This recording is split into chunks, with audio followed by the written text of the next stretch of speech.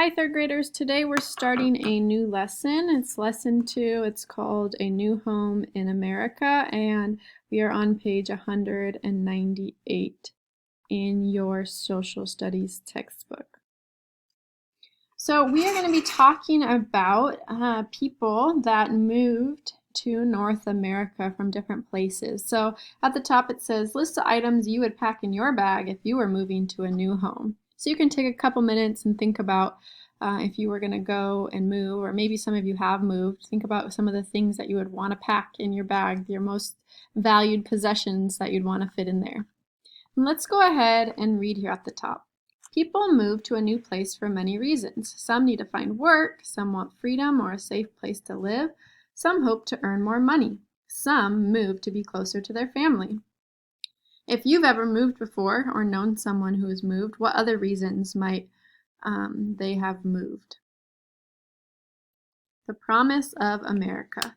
People who move from one country to settle in a different country are called immigrants. So this is an important vocabulary language of the discipline word. So an immigrant is a person who moves from one country to settle in a different country. Immigrants started coming to North America hundreds of years ago to start new lives. Some of the first immigrants were people from Spain, France, and England. In the 1600s and 1700s, they crossed the Atlantic Ocean to come to North America. They settled in Southeast, the Northeast, and even as far as Canada. In 1783, the United States won its freedom from Great Britain. At that time, the nation was made up of 13 states, and all of the states were located in the East. The West was a huge open land with many rivers and mountains. The soil was rich for farming, and gold could be found in the streams and rocks. While people were looking for gold, they also found other minerals such as silver. People found many ways to earn money in the West. In the mid-1800s, thousands of immigrants from Europe and Asia came to the United States. Most settled in cities along the east and west coasts, where there were many jobs and places to live. Other immigrants bought or rented land to farm. Since the first Europeans arrived in North America, immigrants have had high hopes for their new home. They brought their skills and energy needed to make the country even greater.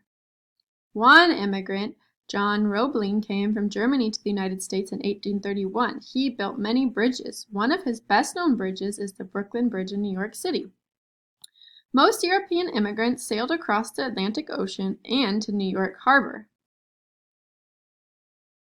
One of the first things they saw there was the Statue of Liberty.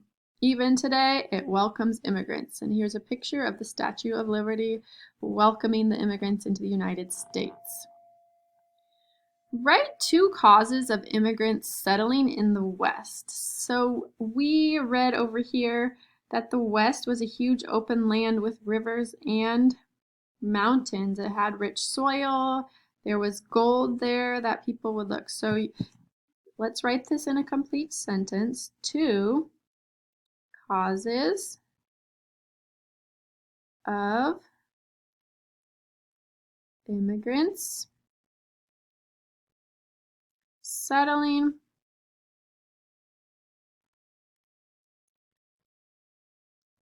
in the West. Oh, I think my pen died, so let me switch out. In the West were, and you can pick 2, blank and blank.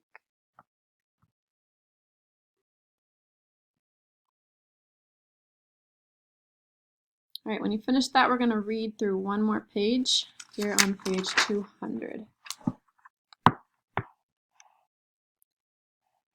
Americans move west. As more immigrants came and cities became crowded, many people looked for more land in the American frontier. A frontier is a region that forms the edge of a settled area. People crossed steep mountains and wide rivers. The search for more land was dangerous. An explorer named Daniel Boone helped make this search easier. So Daniel Boone, let's remember him. The Cumberland Gap Trail has been used by Native Americans for many years. It ran through the Cumberland Mountains. The map below shows the Cumberland Gap Trail today. So if we go down, we'll see the Cumberland Gap Trail. In 1775, Boone worked with 28 men to widen the Cumberland Gap Trail and add new paths. This new road was called the Wilderness Road. Wagons could now travel through the mountains. As a result, thousands of settlers and explorers traveled west beyond the Appalachian Mountains. So now that they could travel easier and faster and safer, thousands of settlers and explorers were able to travel west. In 1805, Zebulon Pike explored the Mississippi River. Davy Crockett began exploring present-day Tennessee in 1813. Let's take a look more closely at the Cumberland Gap Trail. Circle the 3 states that meet in the Cumberland Gap Trail. So we have Kentucky, we have Virginia, and we have Tennessee. All right, we're going to finish reading for today, and we'll finish this lesson up tomorrow and then review. So have a great day.